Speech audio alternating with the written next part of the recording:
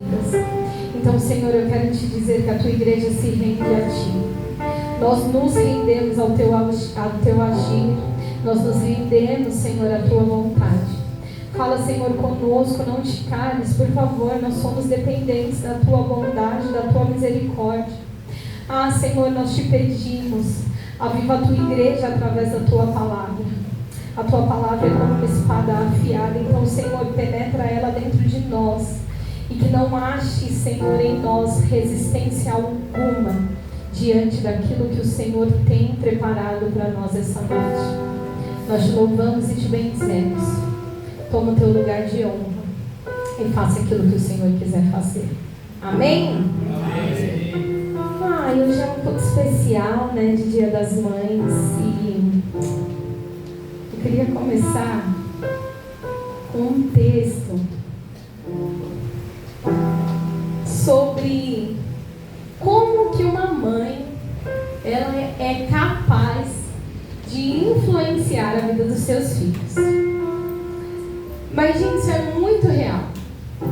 E aí, eu preparei um texto aqui que eu quero compartilhar com vocês. Mas antes eu queria que você olhasse para essa pessoa que está do seu lado.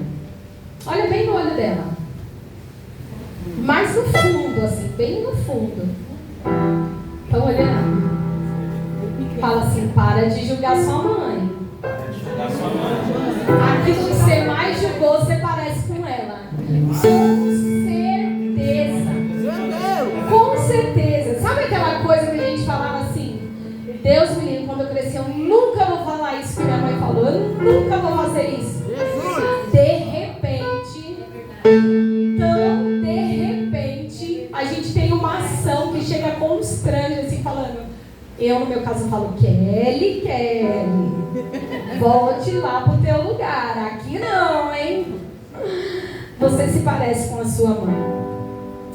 O texto diz assim: você já se pegou dizendo uma frase e na mesma hora pensou, gente, virei minha mãe, que loucura.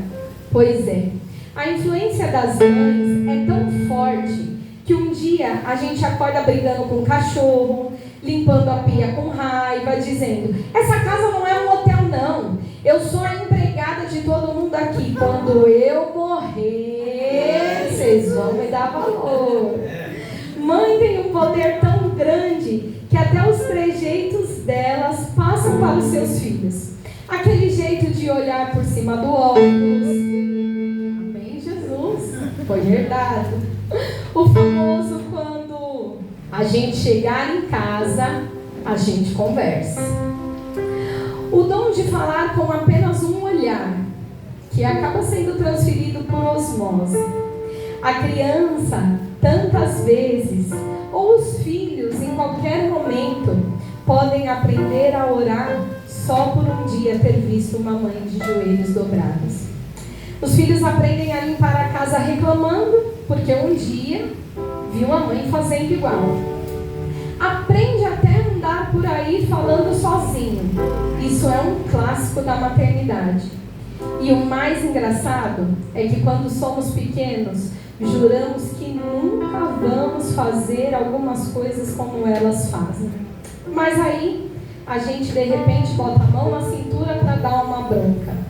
A gente repete os bordões, tipo, enquanto você morar debaixo do meu teto, aqui quem manda sou eu. E no fim, a gente descobre que se parecer com a mãe nunca foi um problema. Tantas vezes é um privilégio. Porque mãe também é escola, é espelho, é inspiração. E de vez em quando, um pouco até de comédia involuntária.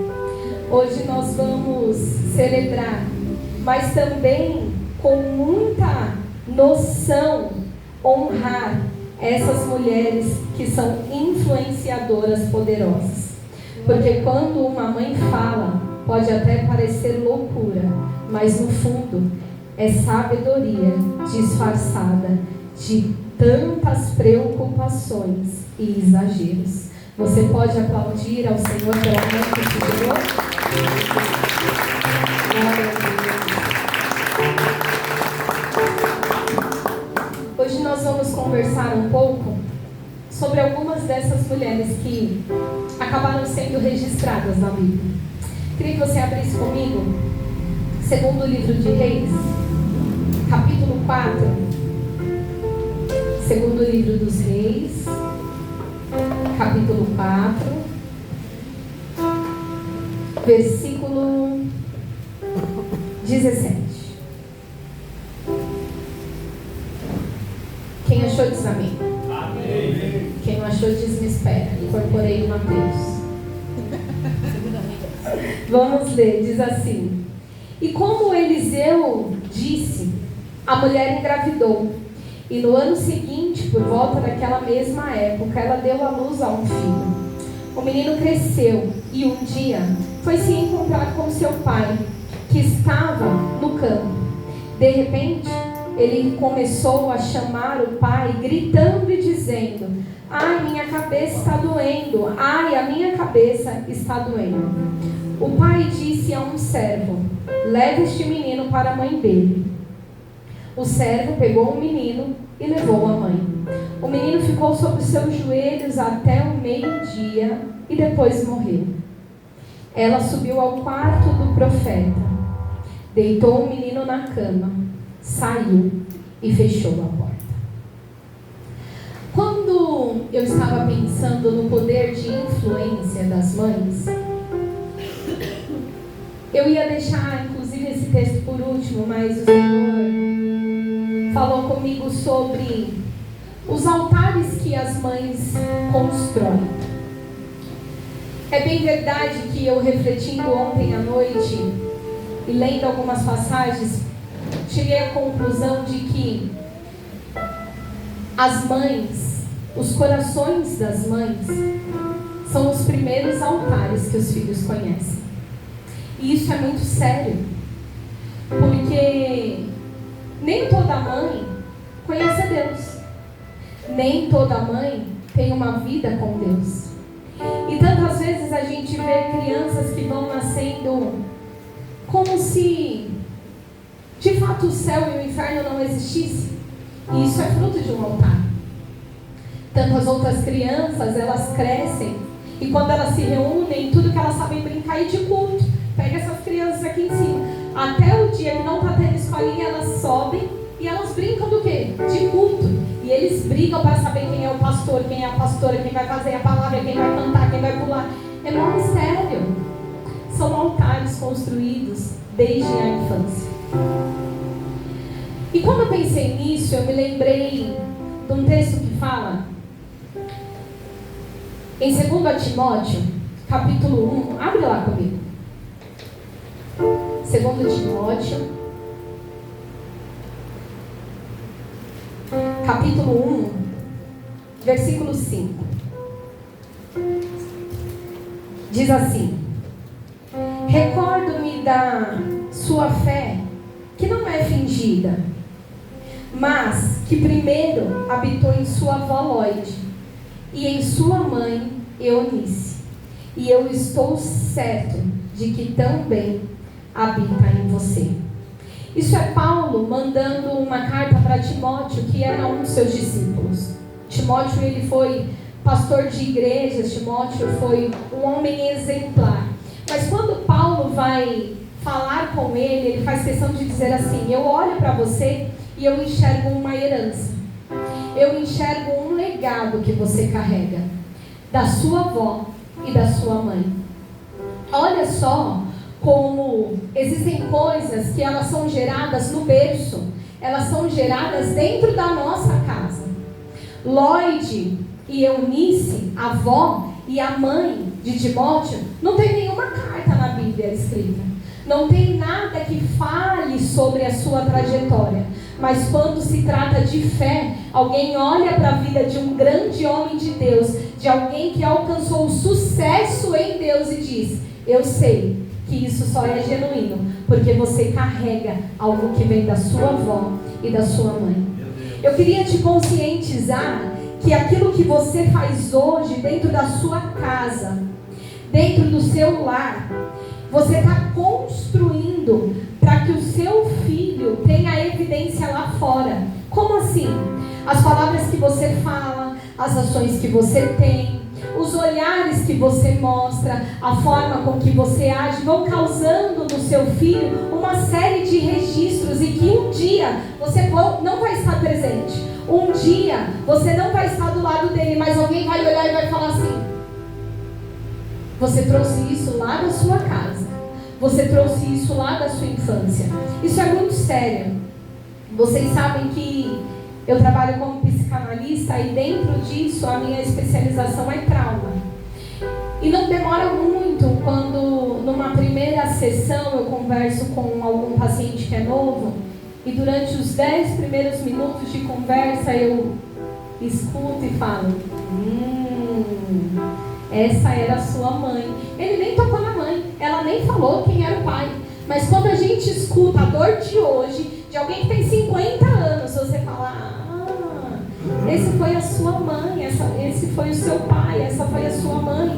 E não só coisas ruins, coisas boas também.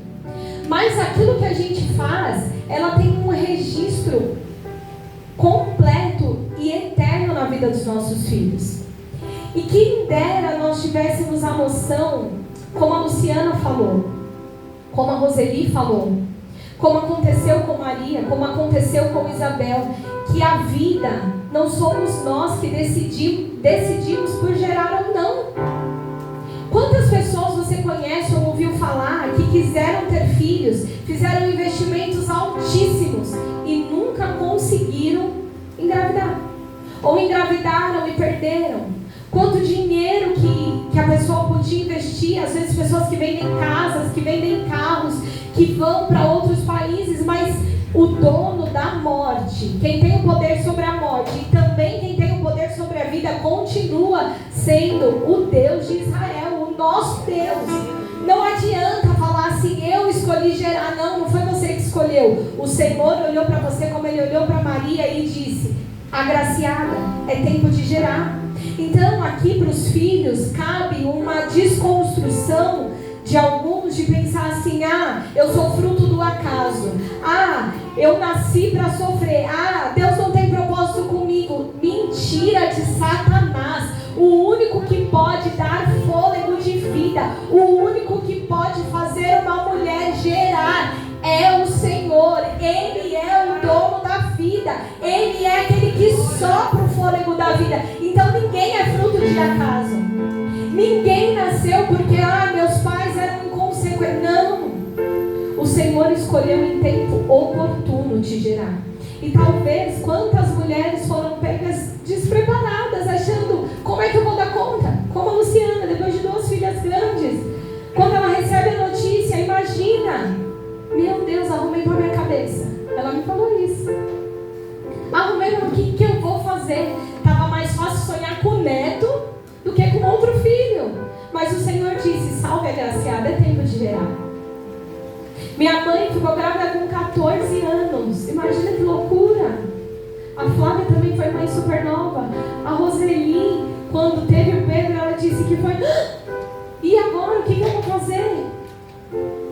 O que eu vou fazer é disponibilizar o meu coração, porque os meus filhos são herança do Senhor.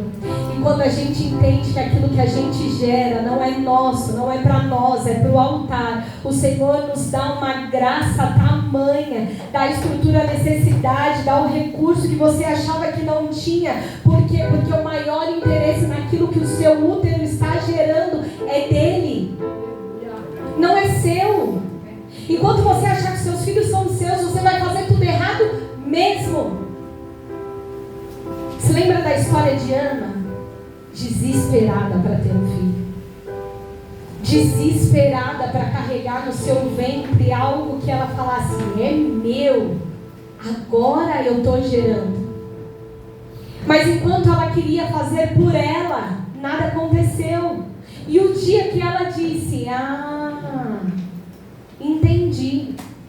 Aquilo que eu gero, eu só empresto algo que eu tenho a capacidade e estrutura de gerenciar. Mas não é meu, não é para mim. Ela constrói um altar de fé. Diga para a pessoa que está do seu lado: altar de fé. Qual você já construiu? Pergunta. Qual você já construiu? Porque nem toda mãe é mãe biológica. Nem toda mãe é mãe biológica. Quantas vezes o Senhor nos impulsiona a gerar filhos espirituais? E gerar dói. O processo de gestação é uma coisa que pode ser muito tranquilo, mas que pode ser um verdadeiro caos. E quando a gente fala de gerar espiritualmente, isso não está isento aos mesmos desconfortos, aos mesmos sofrimentos. Quando Maria recebe a notícia que ela iria gerar Jesus, além de ser um baque, além de desconstruir todos os planos dela para os próximos tempos, além dela ficar mal vista, mal falada, ela ainda teve que esconder e se desesperar porque alguém iria querer matar o menino. Aí não tem hora que dá vontade de falar assim para Deus: não estou entendendo mais nada, porque parece que tudo sai do controle. Sabe aquilo que você começa a gerar em Deus e você fala: bom, foi Deus que me permitiu gerar isso, foi para esse tempo. E de repente o negócio desanda, e de repente você se vê ameaçado só por aquilo que você carrega. Os seus filhos sempre serão ameaças para o inferno. Você precisa entender isso. Nunca vai ser confortável ser mãe de quem você é. Nunca vai ser tão simples ter a sua casa tudo sob controle com os filhos que você tem. Porque o Senhor te escolheu para gerar heranças para este tempo. Para gerar para o altar pessoas que vão transformar uma nação, que vão transformar uma história. Mas sabe qual é o problema? É que a gente hoje gera por gerar e a gente já não acredita mais nisso. Quem dera o nosso coração fosse igual o de Ana, que entrega aquilo que nem recebeu e ela constrói um altar de fé, dizendo: Senhor, se o Senhor me der, é para o seu reino, é para se cumprir o teu propósito, é para se cumprir a tua vontade. E ela não só faz isso, ela cumpre aquilo que ela está falando e ela investe. Sabe qual é o problema? É que nós temos investido pouco no futuro dos nossos filhos em relação ao reino de Deus. Nós temos orado pouco por eles. Nós temos investido pouco recurso para mantê-los no altar. Nós temos investido pouco tempo de discipulado com eles. Ana olha para tudo isso e imagina para uma mãe que sonhou tanto com ter um filho, um dia falar: tá bom, chegou o dia, estou segurando ele no colo. Eu tenho certeza que o dia mais difícil não foi o dia de fazer o voto. Foi o dia que o tempo passou, ela amamentou 1 ano, 2 anos, 3 anos, e ela falou: agora chegou o tempo. O tempo de entregar, o tempo de entender que aquilo que eu falei na hora da dor no altar, eu preciso cumprir. E aqui eu quero lembrar algumas mães que em momentos de dor e de aflição fizeram orações a respeito dos seus filhos, a respeito da sua casa, a respeito da sua família, e que o Senhor guardou, que o Senhor preservou, que o Senhor cumpriu. Mas alguém aqui precisa se lembrar dos votos que um dia colocou no altar, porque quem está em débito com você não é Deus. Talvez existam pessoas aqui, e aí eu digo de homens e mulheres, que fizeram alguns votos em momentos de dores no altar, e que agora que o vento passou, está se fingindo de desentendida, está se fazendo de desentendido, e Deus está dizendo: lembra-te do voto que você fez no dia da tua dor. Lembra do voto que você fez no dia que parecia impossível. Hoje, aquilo que você vive normalizando não era normal. Parecia que nunca ia se cumprir. Parecia que nunca ia chegar. Mas hoje você não cumpriu. Deus, ele sempre quis o coração de Ana. Tanto que antes dela se conscientizar, ela faz uma das maiores confissões da vida dela, dizendo: eu sou amargurada de alma. E ele diz: isso é na verdade que eu posso te transformar. Eu acho incrível.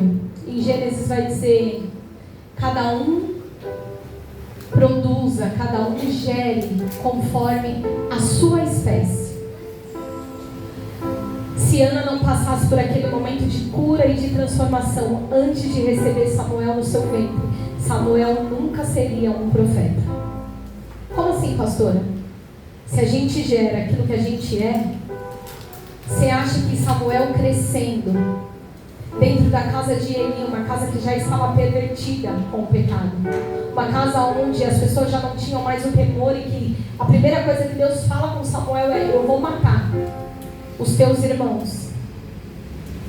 Você acha que ele suportaria isso? Você acha que em algum momento esse menino não ia entrar em crise existencial e dizendo: eu sou um rejeitado, a minha mãe me deu para um profeta que já nem, para um sacerdote que é corrompido? Onde minha mãe estava com a cabeça? Ela me desprezou. Meus pais nunca me amaram. Olha lá a casa do meu pai, cheia de filhos de Penina, e eu fui o que ninguém amou. Você acha que ele iria um dia estar sensível à voz de Deus para cumprir o propósito da terra? Você acha que um dia a audição dele estaria purificada em Deus para ser escolhido e levantado para uma das missões mais lindas da história? Porque quando a gente olha e fala: o profeta Samuel foi lá na casa de Jessé, e ali ele olhou para um filho e disse: não é esse, não é esse, não é esse, não é esse, até que encontrou Davi. Vocês acham que isso era fácil? Não.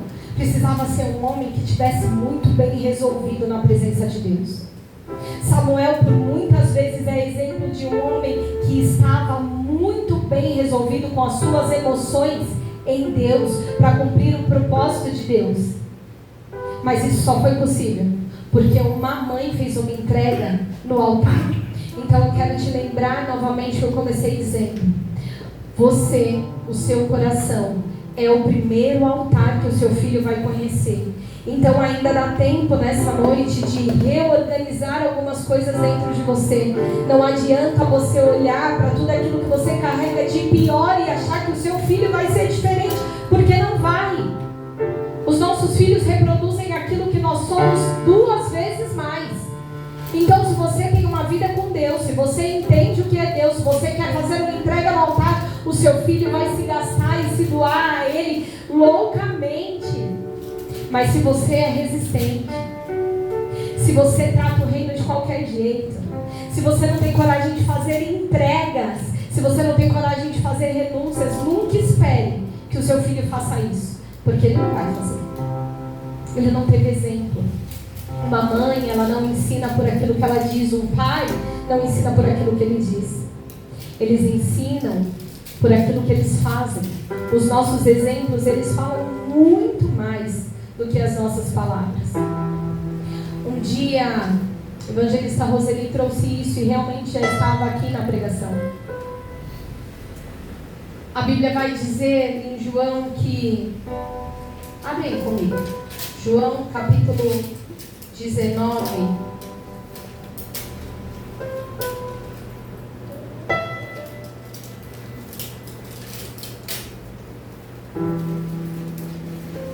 Versículo 25.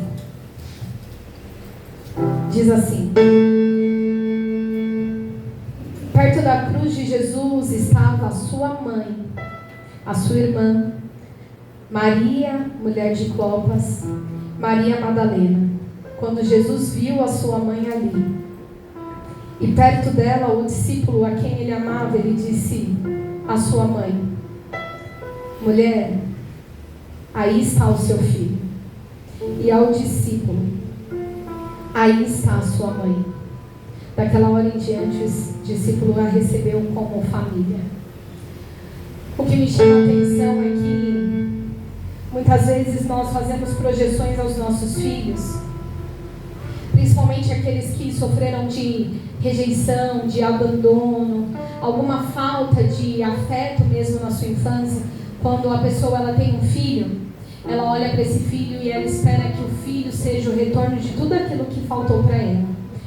a respeito dos seus pais, a respeito dos seus cuidadores. Só que se ela não tem um encontro genuíno com Deus e se ela não repara essas faltas, é impossível você entregar aquilo que você não recebeu. Só que na sua cabeça você não consegue entregar e você acha que está entregando tudo e que um dia o seu filho vai dar retorno. Deixa eu contar uma coisa, não vai.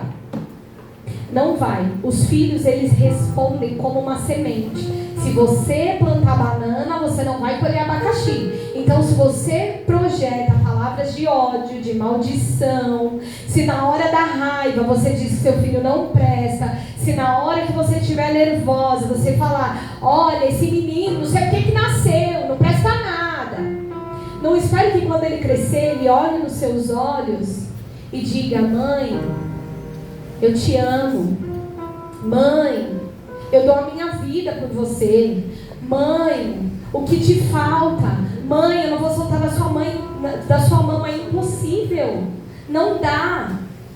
É lógico que contando com que um dia essa pessoa encontre Jesus e aí o amor de Jesus alcance, ela seja ali em volta de um processo de cura, de transformação, até para que ela seja salva, ela vai um dia se colocar nessa condição de perdoar a mãe.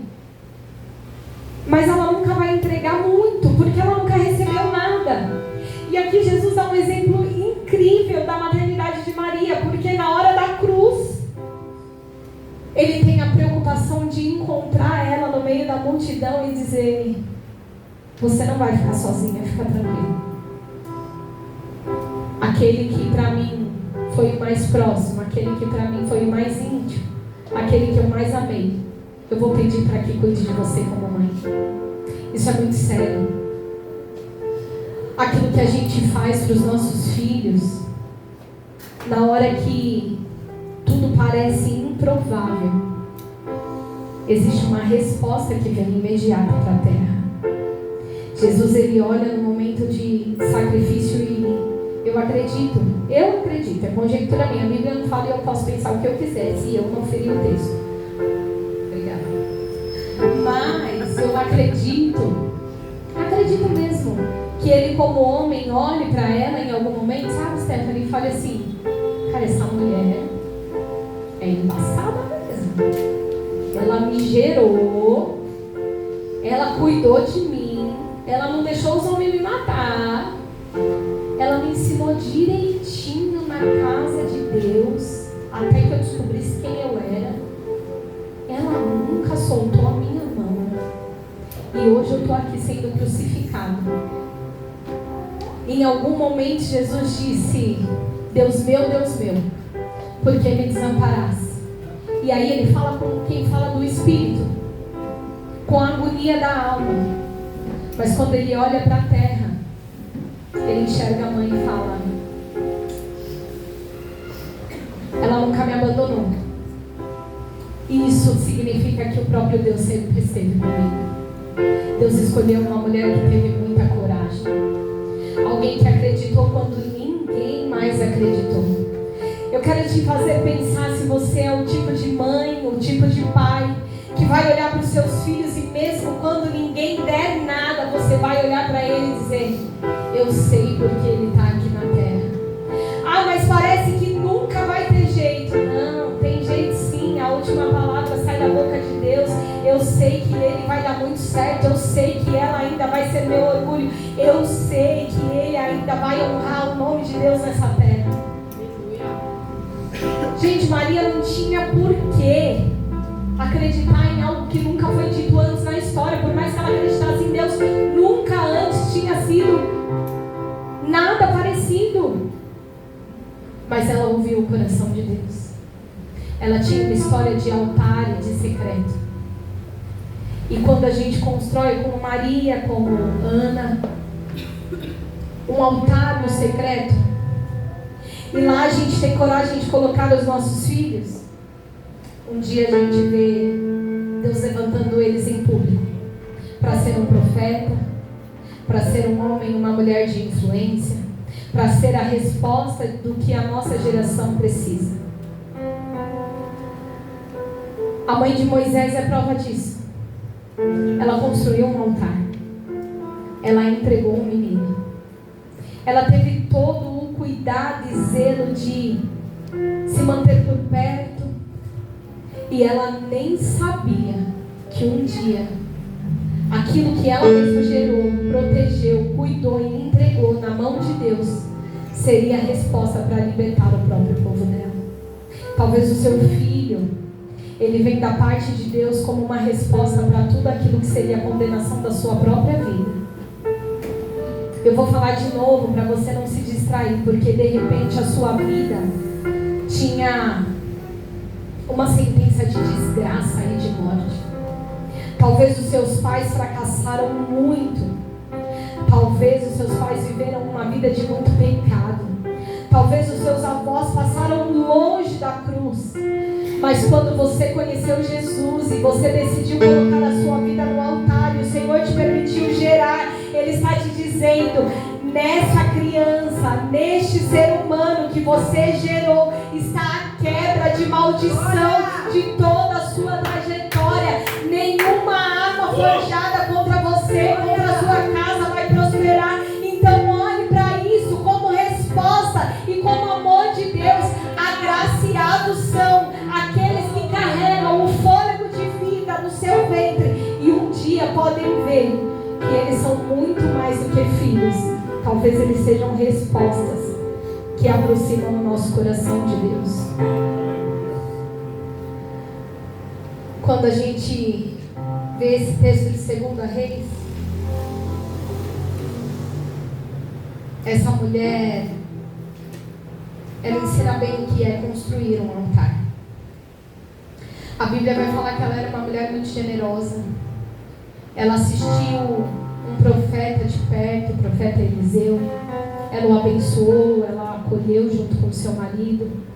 Ela um dia olha para a necessidade dele. Ela nem tinha relacionamento íntimo com ele, mas ela olha e fala: bom, eu vou acolher esse profeta, eu vou entregar para ele um pouco de descanso. Vamos construir dentro da nossa casa, no andar de cima, um quarto para abrigá-lo. E todas as vezes que ele passar por aqui, ele vai ter um lugar de acesso dentro da nossa casa. Lá ela preparou um quarto com tudo aquilo que o profeta precisava para se sentir bem recebido. Profetas naquelas épocas não eram hoje como The King, The Off. Não era. Os profetas eram levados muito a sério. Eles eram a própria representação de Deus. É lógico que existiam os falsos profetas, né? Sempre vai existir. Mas eles não eram falsos profetas, pelo contrário. Então, receber alguém assim na sua casa com honra era a mesma coisa de dizer: eu faço questão da presença de Deus na minha casa. E não de forma passageira. Construir um quarto é dizer de um lugar de intimidade, dizer: eu faço questão que a sua presença constantemente repouse neste lugar. Um dia Eliseu olha para ela e fala assim: olha, a gente estava observando e a gente percebeu que o que te falta é um filho. A Bíblia vai dizer que o seu marido era idoso e eles não tinham filhos, eles tinham terras, eles eram ricos, eles tinham uma vida muito bem estruturada. Ao que parece, ela não tinha um coração amargurado como o de Ana, porque ela não era uma mulher rixosa, ela não era uma mulher que fazia birra.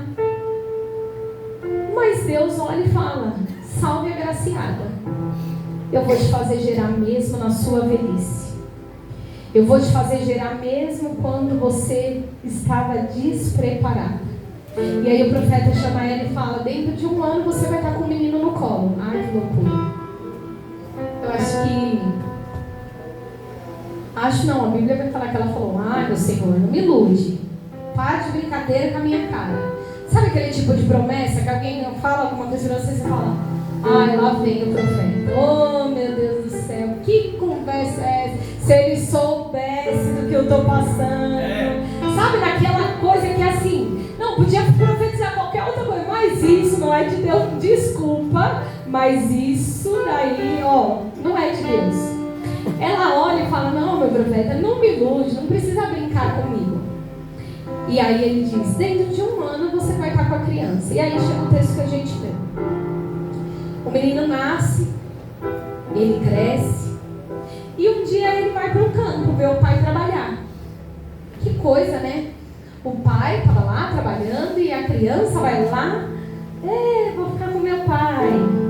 Vejo o Gustavo. Vou ficar com meu pai. Dá 5 minutos vem a notícia: chama a mãe desse menino. Só na minha casa que acontece isso? Gente, menino reclamou da dor de cabeça, a primeira coisa que o pai faz é: chama a mãe. Mas ele não era pai? Oh, meu Deus do céu, qual era a dificuldade de pegar aquele menino e pôr no colo? E ele nem vai lá pessoalmente levar para a mãe, ele chama um servo. Não estou falando que o homem é folgado, não estou falando que o pai é folgado, não estou. Estou dizendo que esse pai aqui, ele nem foi levar o menino pessoalmente. Ainda bem que ele levou, né? Porque tem uns pais que vai falar: não é nada não, é frescura, para de graça. Aí o menino ia cair duro e morrer lá. Será? Sim, pai é assim. Aí ele fala: vai lá, leva esse menino pra mãe. E aí você vê a diferença, né, da mãe. A mãe naquele momento ia falar o quê? Chama quem? Chama o SAMU. Não tinha. Chama o bombeiro. Não tinha. E aí, Ângela, sabe o que eu paro para pensar? É que existem crises na vida dos nossos filhos que só a mãe vai resolver. Existem crises que o próprio Deus vai conduzir os seus filhos para o teu joelho. E não adianta você querer terceirizar, não adianta você reclamar que só procura de você quando precisa. Cadê minha mãe? Tá dormindo, com certeza. Tá dormindo? Vou procurar você quando eu preciso, quantas vezes eu precisar. Porque filho é para isso. Não é verdade?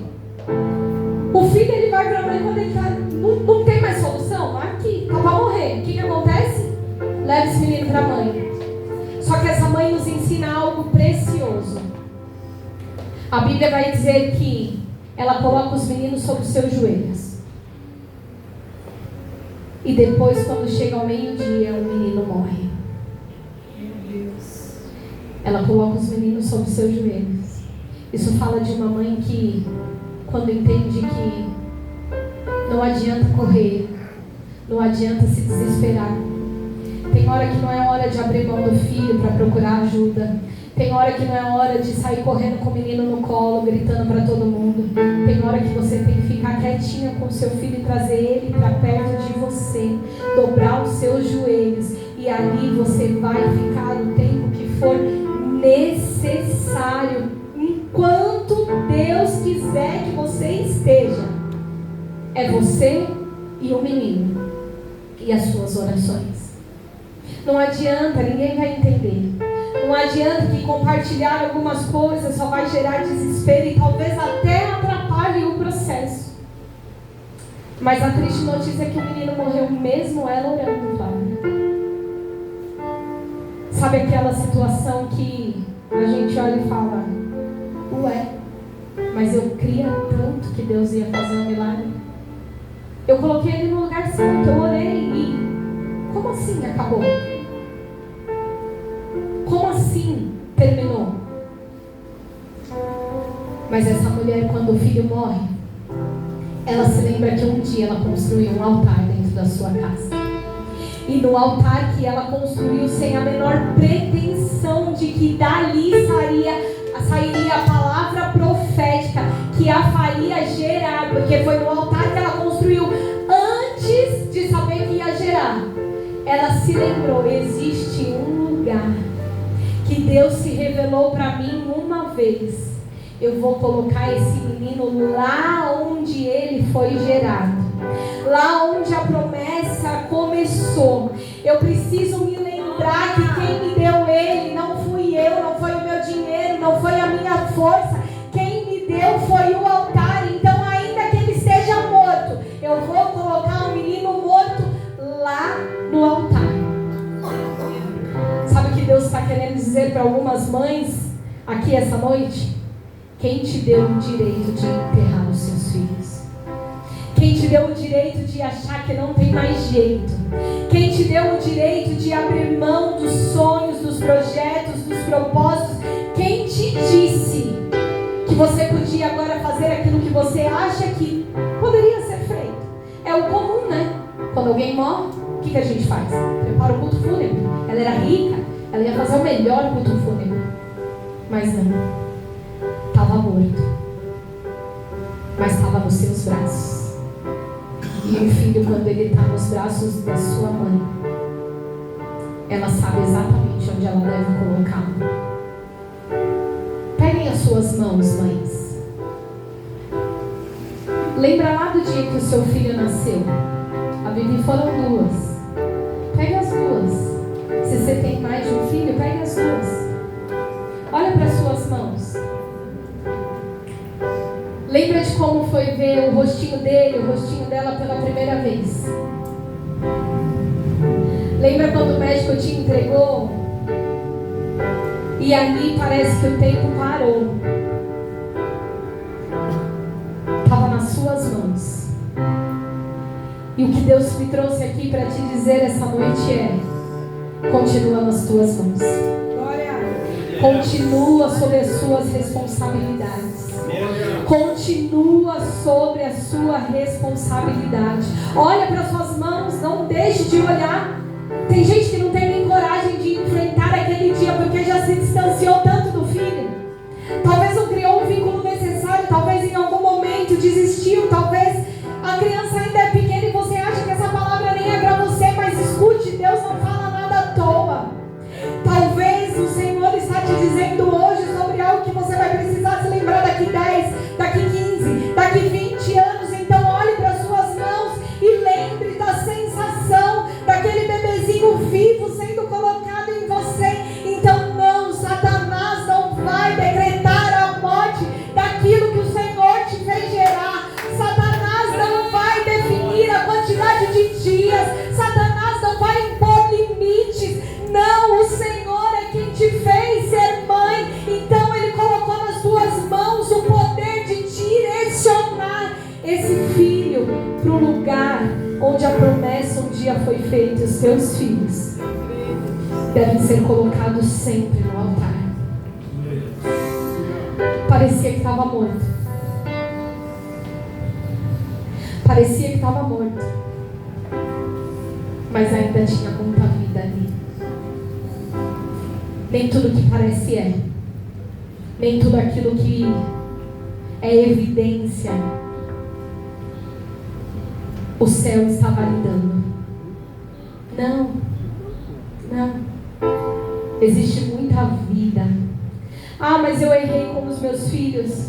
Existe vida aí. Ah, mas eu abri mão e um dia eu falei e isso trouxe morte, isso trouxe ruptura para nós. Ainda tem vida. E se há vida, há esperança. E se há vida, há conserto. E se há vida, há perdão. Ah, mas eu não tive uma boa mãe e eu não consigo. Enquanto há vida, há tempo de transformação. Aquela mulher deixa o menino no altar.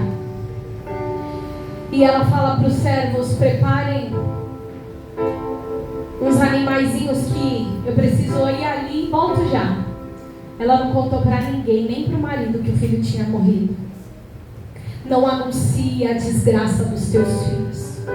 Cuidado com o que sai da tua boca o dia que o seu filho parecer que está dando tudo errado, o dia que seu filho te desonrar, o dia que seu filho te decepcionar, o dia que seu filho fizer uma coisa que para você foi... Cuidado com o que sai da tua boca. Ninguém precisa saber. Vai para o lugar certo. Vai para o lugar certo, porque se a mãe é você, quem tem que ter maturidade para agir no dia da crise é você. O menino estava morto e não foi ele que escolheu morrer. Ela vai até o profeta. E se o profeta era a representação do próprio Deus, talvez ela estivesse dizendo assim: eu construí o altar, mas a presença foi embora. Eu até construí um altar, mas eu me perdi da presença dele, desfrutando da minha promessa. O que tem te distraído da presença de Deus?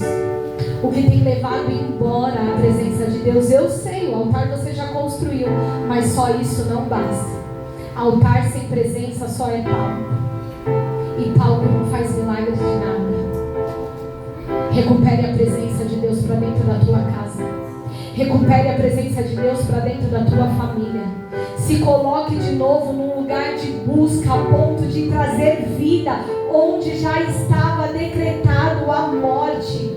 E aí eu falo de todos os cenários, porque por tantas vezes nós vemos a morte entrar em diversas áreas da nossa vida e a gente fica olhando, céus, vida, e isso e aquilo, não, e tudo isso está acontecendo para te levar de volta para a presença dele, para te fazer ir atrás, porque ele não está mais ali, e agora você precisa se levantar e você precisa correr desesperado, como se tudo dependesse agora só dele, porque de fato depende.